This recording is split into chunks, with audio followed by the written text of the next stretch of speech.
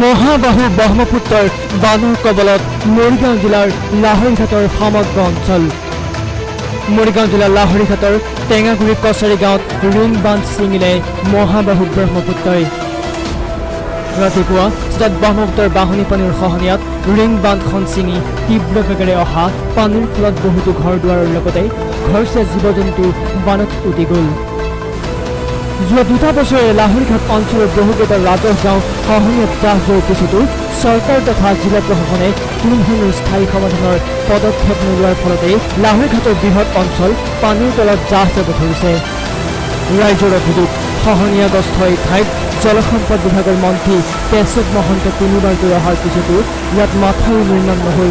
তাৰ পৰিৱৰ্তে এখন ৰিং বান্ধ বান্ধি জলসম্পদ বিভাগৰ দায়িত্ব সামৰিলে।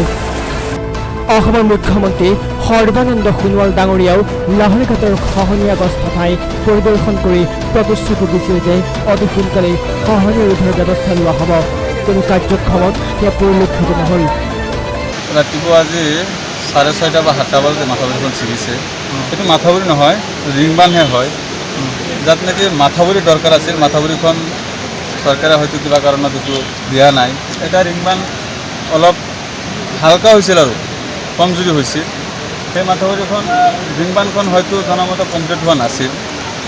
সেই মাথাউৰিখন ছিগি যেতিয়া নেকি 2 নম্বৰ মাথাউৰিখনত আহি প্ৰদৰ্শন দিছিল, 2 নম্বৰ মাথাউৰিখনে এই পানীখিনি ৰাখিব পৰা নাই, ধৰি ৰাখিব পৰা নাই আৰু ধৰি ৰাখিব নোৱাৰিলে। তাৰ ফলত মাথাউৰিখন ছিগি গ'ল। ছিগি যোৱাৰ পাছত এতিয়া আমি ইয়াত প্ৰায় 50,000 মানুহ আছে। আমাৰ এখন বজাৰো আছে, টেঙাগুৰি বজাৰ আছে।